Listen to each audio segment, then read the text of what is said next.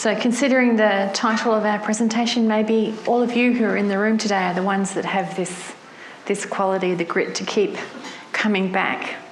Or you could be gluttons for punishment, as some of you were in the last session as well.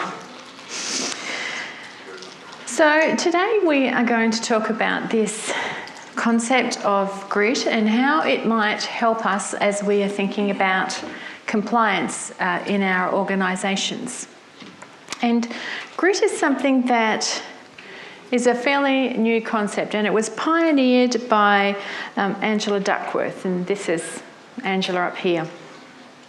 So she was a executive, like a high-powered executive who decided to go and be a teacher. So she left and taught grade 7. And what she found over the years was that some of her students, despite the circumstances that they were in, succeeded and thrived. And then there were other students who didn't. And what piqued her interest was what was the difference between these groups of students. Why did some of them succeed and some of them didn't? As a teacher, she didn't have enough information to answer that question. So she went and got a PhD in psychology. And now she works as a researcher in a university, and she is researching this concept of grit. And she comes from a family who were Chinese immigrants to the US. So both of her parents were Chinese immigrants to the US, and she is one of 2 children. And throughout her childhood, she talks about her father saying to her, "You're no genius." Okay. And what he was not being mean to her, but what he was saying is that you actually have to work at things. And so as she started to think about this concept of grit, her father's words always used to come back to her, "You're no genius." So this idea that we can be ordinary people in ordinary families, in ordinary jobs, but we can achieve something different, and to do so, we need to work at it. And that, in essence, is the concept of what she's talking about with grit. So I know this is a lot of text, but it's important that we actually read this. So she talks about and defines grit as the passion and perseverance to achieve long-term goals. So it's not about talent, and it isn't about luck. Grit isn't how intensely for a moment you actually want something. Grit is about having what researchers call an ultimate concern, a goal that you care so much about that it actually organises and gives meaning to what it is that you do, and grit is holding steadfast to that goal. So it is about keeping that end goal, that big goal in mind, and having the passion and perseverance to actually get there. So it doesn't matter what happens, and so if you fall down, if you're struggling, you will still keep going to progress towards that goal. So what she's talking about also is talent and luck. So she says talent and luck do matter to success, but talent and luck are actually no guarantee of grit. And when it comes to the long run, her contention is that in fact grit matters at least as much and potentially more than talent and luck. So some of you who imagine this, why you might have come here today is not the compliance word, but maybe the grit word, that it was something different and piqued your interest. And so when you look at that, some of you might also say, well, there are other concepts out there that are around this idea. For example, resilience. Resilience is something that we hear about a lot and has been studied for a very, very long time.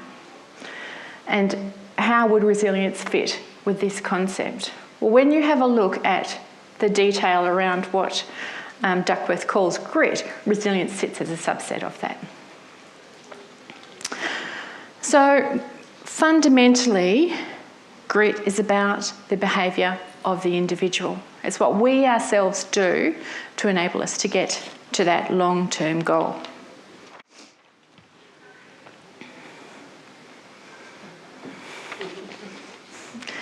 So You might be asking this question. In fact, some of you are probably going, I'm in the wrong room. We're not talking about compliance. But you're not in the wrong room. You are not in the wrong room. Because when we think about this concept of grit and what we know about it, what gritty people do, in fact, the core concepts that sit as facets of what we call grit make so much sense in terms of thinking about how you operate within your RTOs and how you can structure your RTOs. So from here on, what we're going to do is talk about these 4 factors that impact in terms of whether you are gritty or not, and how we might then use those factors within our RTOs. So those 4 things are interest, practice, purpose, and hope.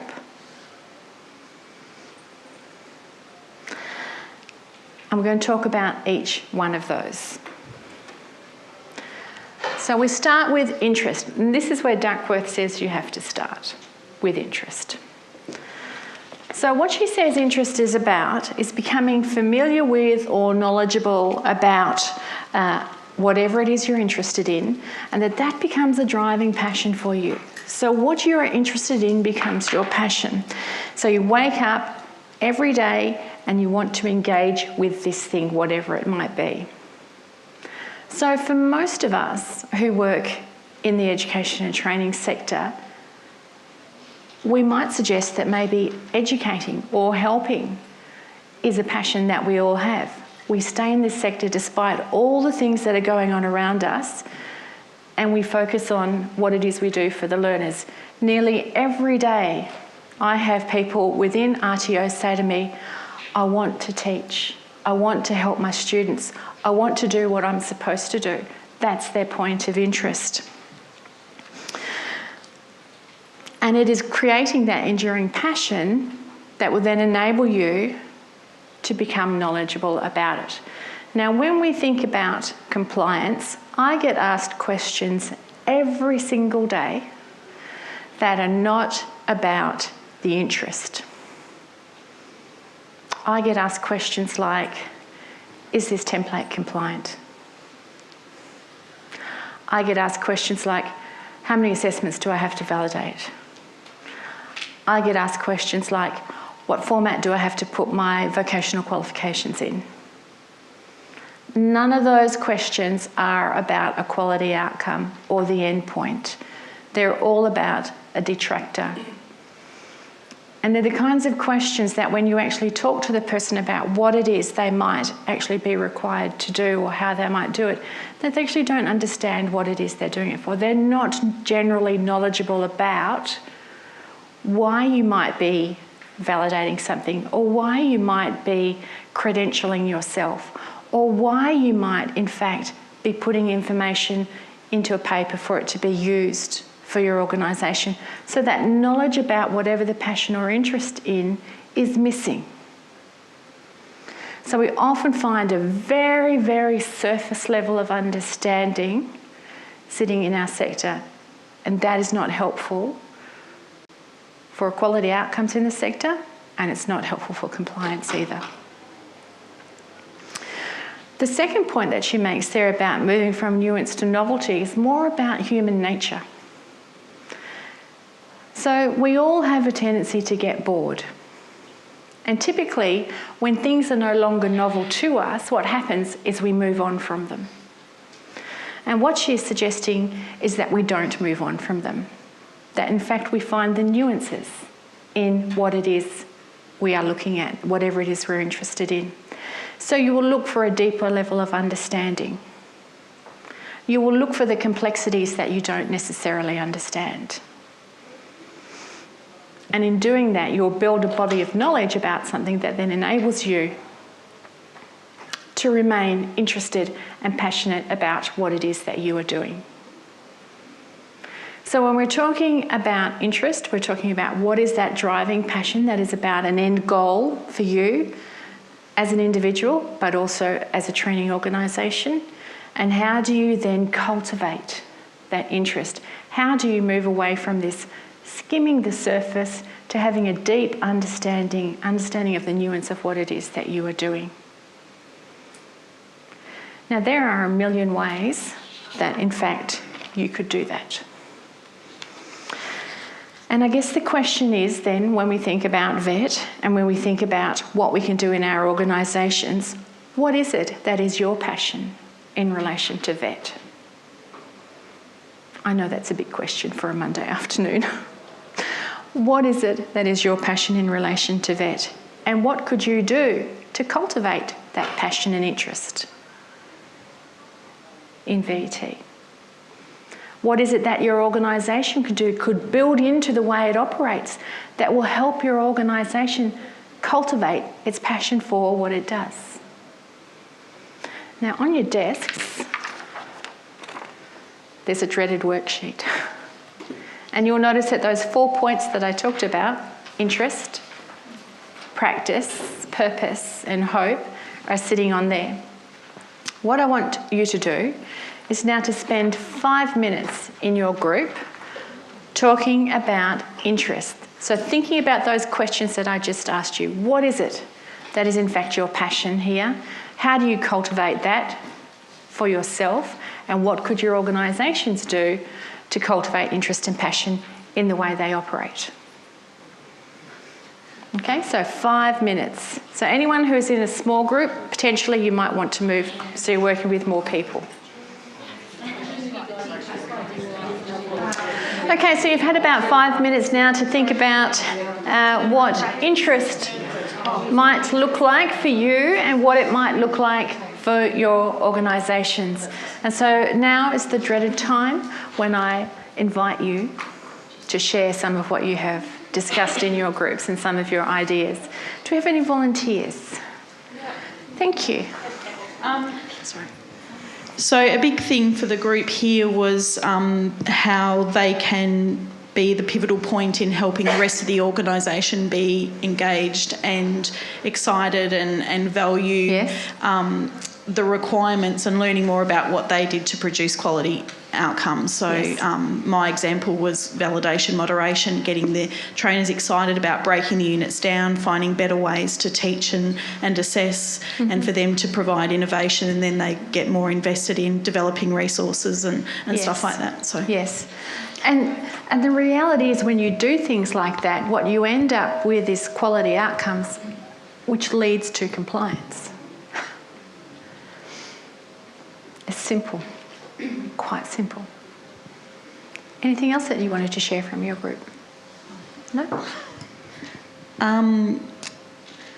Obviously, there was a big love of compliance and policies and playing to your own strengths and knowing that's where you're good at and knowing that you can bring other people along for the ride in being the facilitator of that information and sharing what we need to do to provide those outcomes. Yep, thank you. Anyone else like to contribute? Yes. We're from the school setting, all four of us here.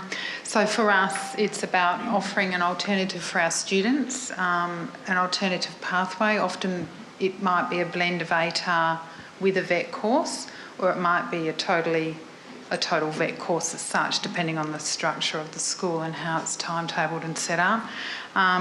The development of relationships between the VET courses and industry local employers and the relationship that's built between the kids and the employers, and potentially the ability for them to be offered apprenticeships, traineeships, and obviously future work. Also, often in a school setting, the people delivering VET are passionate about it, and they're passionate about the students, and the students actually gaining something else apart from ATAR. And often, sometimes those students are the disengaged ones, and they become engaged pretty quickly once they realise the value of VET. Yes, thank you. Suze? Thank you. We were talking and discussing about the learner's experience, which also means that the learner's students' needs, the quality outcomes that come with that. Also making sure that they can learn in very many different ways to engage the student. The how do you say, pronounce? Oh, just looking at the pedagogy and bringing in all sorts of things we talked about, like, you know, the reflection and about how you embed the employability skills, which was important for your sector, Yes. and really looking at, you know, for me it's about developing the trainer and the lecturer so that they can then go on and develop the student. But it's not just on that one dimension, it really is about looking at some of those other skills as well, and about how to learn and how to be lifelong learners, and looking at all those other employability type skills. Exactly. Yeah. And the skills of the trainer and assessor, and particularly their ability to understand teaching and learning and to teach, is something in our sector that people come with a lot of passion and a lot of skill, and they often need to have that help and assistance built to enable them to do that. Is there anybody else who would like to add or share what they have written down? Okay, let's move on. The next point that we're going to talk about is practice. And this is not just any kind of practice. This is very, very deliberate practice. And that's actually the term that's used, deliberate practice. And so the idea here is that you are going to labour in a very methodical way. And to enable you to do this, you actually have to have good feedback about what it is you're focusing on. So what is being suggested is that you have this long-term goal that you want to achieve, whatever it might be. And that you actually need to be able to break that down into manageable chunks. And then you need to be able to get feedback about what you're good at and what you're not so good at. And you need to be able to use that feedback to then get better at what you're not good at. So when you start to think about this in terms of we'll pick some very general examples, like, maybe you're researching for a cure to cancer, or maybe you are seeking to win a gold medal at the Olympics. And you think about how those people who are engaged in those kinds of tasks go about getting better. They have constant, really detailed feedback at measurement points which allow them to focus on refining and refining and refining and refining so that they can reach their end goal, and they put the pieces together to then reach that end goal. And there's a lot of practice involved in that. Now, some of you will be aware of this idea of mastery. This 10,000 hours of practice gets you to the point of mastery. I think it was Malcolm Gladwell in Outliers, had that idea. And the reality is those hours are only valuable if they're engaged in deliberate practice. And for those of you who might be football fans, Ron Barassi said, perfect practice makes perfect. But we drop off the first bit and we say practice makes perfect, but it doesn't. Perfect practice makes perfect. So we actually need to focus on how it is that we get feedback that will enable us to improve. And when we think about RTOs, when I talk to RTOs, measuring what they do is something that they are exceptionally bad at. So they'll say, our students have the best outcomes. I'll say, how do you know that? And then it's like a rabbit in the headlights. So we have to think about how it is in our organisations that we can actually measure progress against what it is we are trying to improve.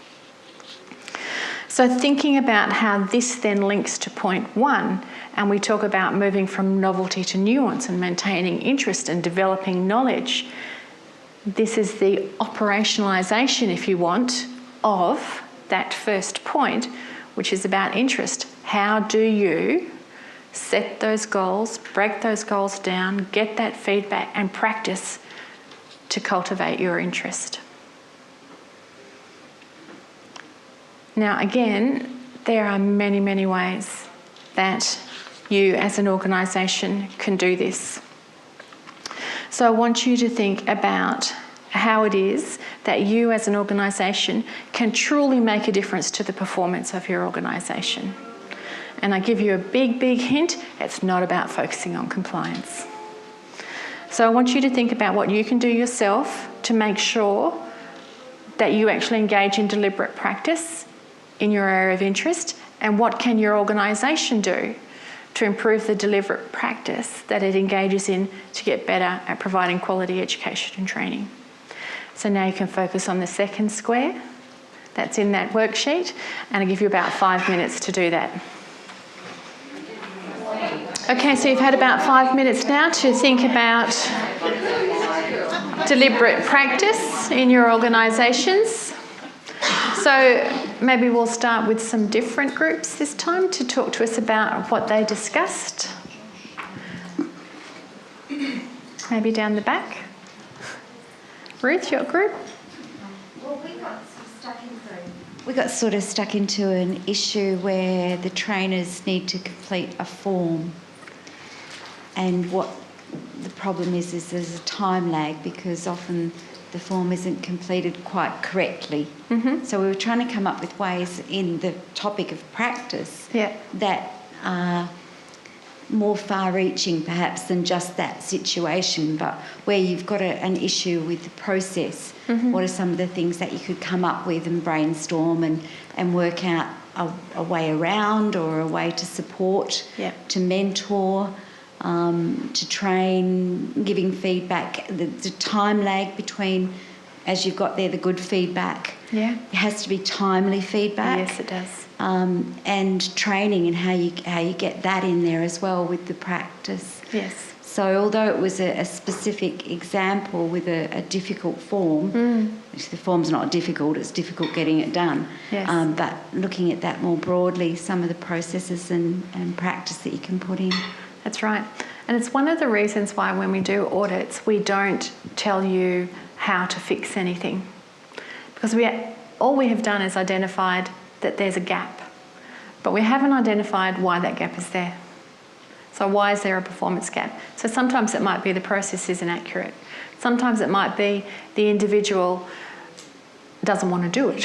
They're just, a little bit recalcitrant, and, they need to change the way they think about things. It can be, maybe you haven't inducted things. It may be structurally you're not organised to enable that to be achieved in the time frame that you want it to be achieved in. So there's all kinds of reasons why people don't do the things that you might want them to do. So I think the first thing is getting them to want to do it. And I know a lot of you talked about that, how to get people to want to do these things. But then the other part is, when we're talking about the measurement and how you determine what it is you're looking for, is it just how do you decide and get information that's going to help you make a decision about what you actually need to change and what you need to focus on in terms of practice? Okay, anybody else like to share some of the things that they were thinking about? There was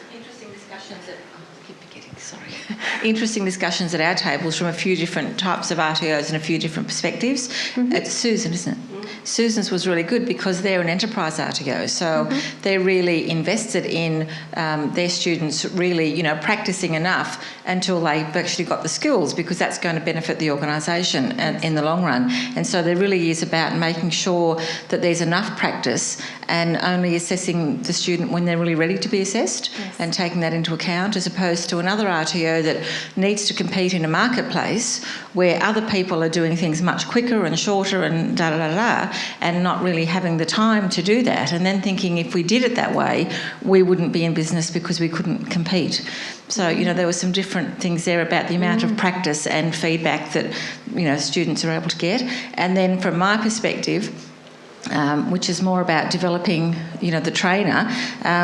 We've developed programs where after the trainers and lecturers can learn specific skills in the classroom, we can go out and give them feedback on that, and so that they can then go and practice that, and then once they're happy with that, they can go and take on the next bit.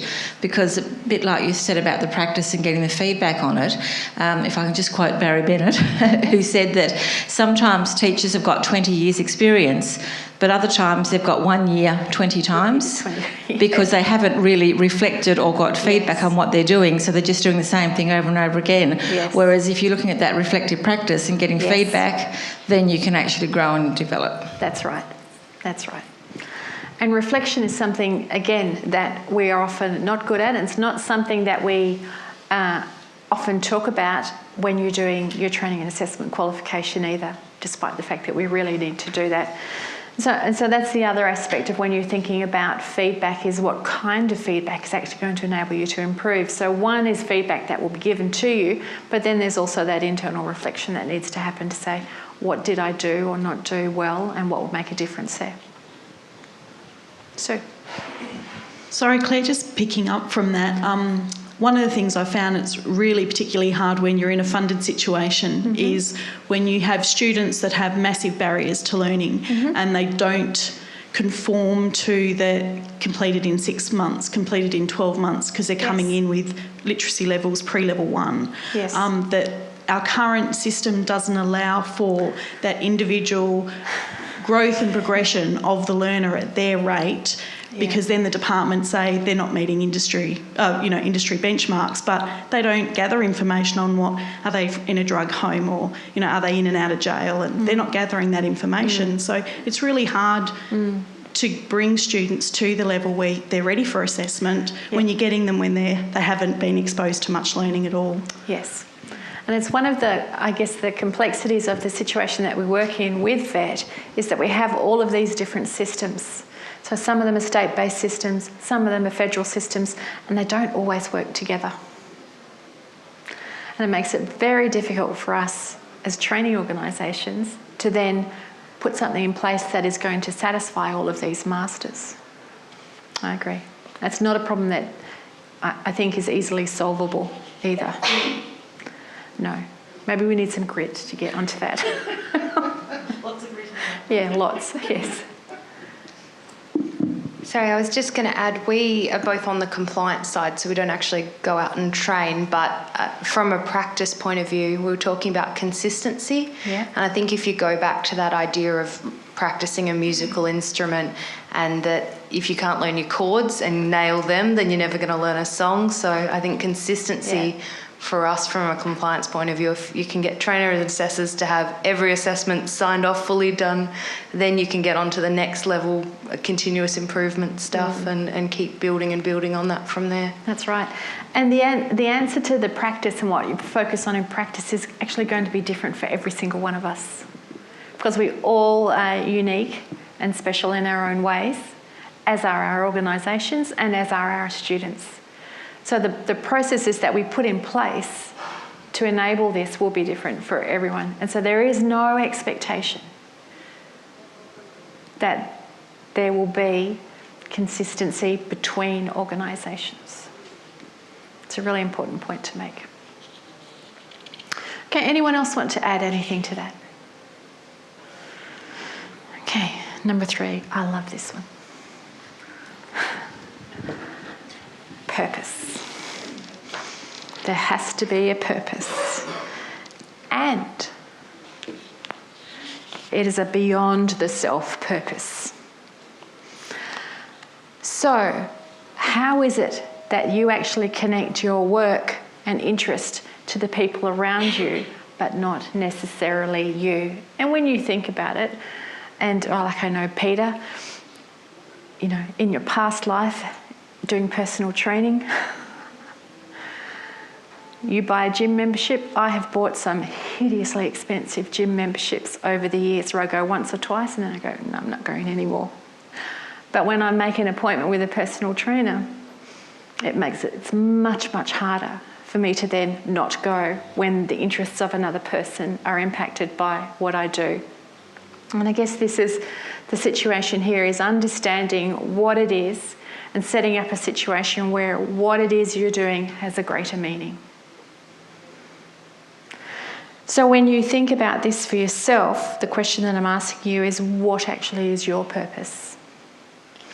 And what is the purpose of the organisation that you work in?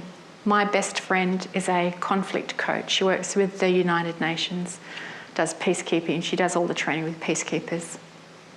And her purpose is peacemaking, one person at a time. So what is your purpose? What is the purpose of your organisation? How is it connected to those around you and not just to yourself? box 3 on your forms. 5 minutes. Okay, so you've had a few minutes now to think about your purpose, and I know that is a very, very big question for a Monday afternoon. It is Monday, isn't it? Yes. Yes. Okay. So, someone want to share their purpose? Thank you, Catherine. Thank you.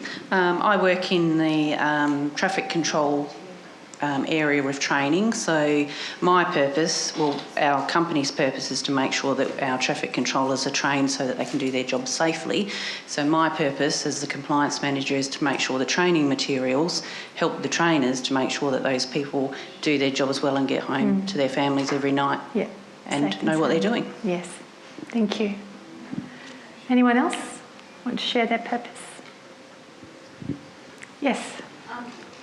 So a big message on this table was basically being the ones that brought everything together. So that making sure that all the various elements had what they needed to and that they were supported so that they could do their job so the ultimate goal of the organisation was achieved. Okay, thank you.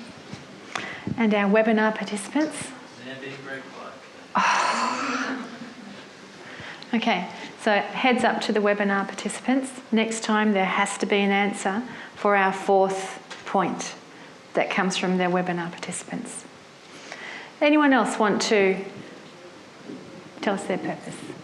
Okay, this is with regards to the school environment again.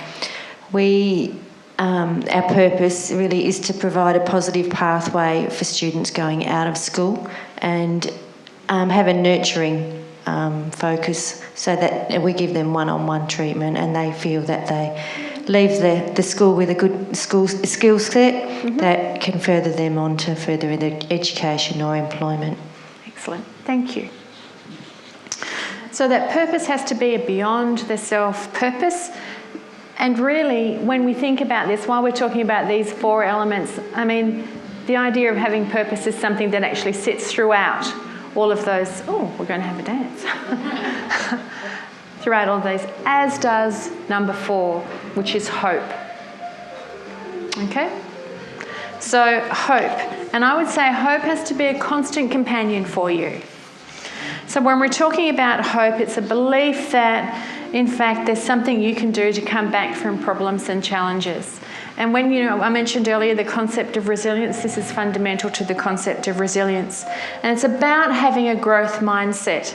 And a growth mindset is that belief within you that you can change, that you can learn and you can get better at learning. So it's not a fixed idea. So when we think about this, it's really about how you as an individual and how your organisation can change and grow and respond to challenge. So when you think about hope for you, how is it? What is your mindset like? And how can you be more hopeful in your organisation as individuals? And how can you build this idea of a growth mindset into how you operate as an organisation? 5 minutes. I'm going to cut your conversation quite short this time because we're running out of time. So I'm going to go to our webinar participants first.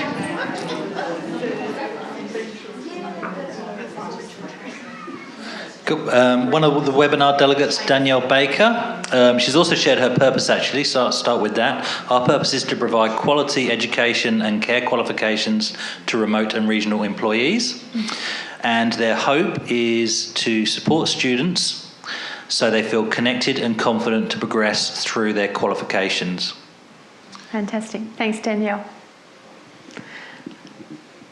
How do you develop hope, cultivate hope, have hope as a constant companion in your organisations? So, well, my personal one is about being solution orientated and not focusing on the issues but on the ways that you overcome or the different solutions that you can offer to build a bridge and get over it. Yes. So that's really the only way you can do it in this industry. Yes, thank you. Anyone else like to share what they... We said the same, being Same? adaptable to change because it's such a change industry. Yes. Like in schools sometimes, like the human bio curriculum might have stayed similar. A bone is the same bone as it has been forever. But, here there is a lot of change and you change so quickly that you have to be adaptable to that. Yes. And adaptability is, again, one of the cornerstones of resilience. Yep. Anyone else? Viv? I think my... Just wait for a microphone. Yep. I think my hope, and it comes back even to the talking before about all those issues with the private RTOs in Victoria and all those things in that other session, my hope is that we can actually get past that, and with all of the things around TAFE and the mergers and the funding cuts and everything, that people are still going to be able to produce quality training with the resources and time that they've got, and also when you're hearing other RTOs really struggling because they can't compete with the $10 online program down the road. My hope is that this will change and that things will get better and that students will get the quality training that they deserve, apart from all of this other stuff around in all the environmental influences around. Yes. And we often focus on those very negative things and not the positive things, which is an interesting thing. Ruth? Thank you, and it probably won't make a lot of sense to the people on the webinar, but this morning we heard from 3 students who'd won gold medals in their skills, and I think that was one of the most hopeful things, and something we need to hear a lot more of is the student story, because that does give us the hope. It also reminds us the reason we're doing things. Exactly. So it takes us all the way back to the 4 messages that you've given us. Yes. So how we maintain the interest in what we do, and continuing to practice, and the purpose of what we do. So the hope message that I heard this morning from those 3 students was partly just their excitement and the fact that in a couple of cases they hadn't particularly done well in their normal education, their school education, but that the VT sector had given them some real hope and passion for what they were doing. Yes. And they were very grateful. Yes, exactly, which is something that you mentioned earlier. So these 4 messages that sit there underpinning this concept of grit are things that are important to us in terms of providing quality outcomes for our students, which is generally why we are here. It's pretty hard to imagine a training organisation with no students, although I must admit sometimes I have trainers and assessors say to me, my job would be fabulous if there were no trainees, or there were no students. And I go, okay. Just speak into the microphone, thank you. Right, so I want to go back to the message that we talked about earlier about you're no genius. So, as we talked about, this is a message that Angela received and her sister received continuously. And she won the MacArthur Foundation Fellowship in 2013, which just happens to be known as the Genius Grant. Just saying. So what I'm saying is we can all be geniuses. We can quite literally all be geniuses, but it doesn't just happen. It means that we have to work for it, and we have to work hard for it, and we have to focus on that long term.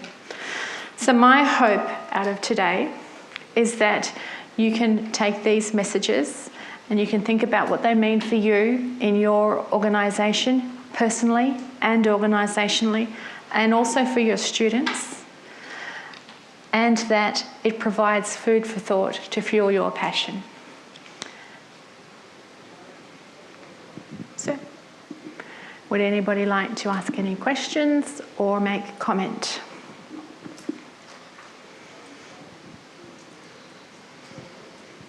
You have 2 minutes to do so, according to Jeff. I think this would be a really useful thing for me to go back and do with my team. Okay. Why do you think it will be useful, Viv? That microphone. Sorry, I thought it would be a useful thing to take back and do with my team. And I just think because of all of the environmental factors at the moment that are outside of our control, for us to be able to sit down as a team and just look at this and bring it back into what we can have control over. Yes, yes. Thank you. Anybody else like to comment or ask a question? Yes.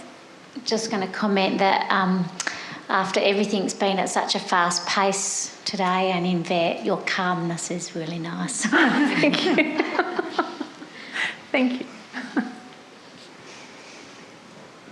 Okay. So thank you very much for coming this afternoon, and I will look forward to seeing you out and about in the vet sector and seeing what it is you do with what you have taken away from the forum as a whole today. So thank you for coming.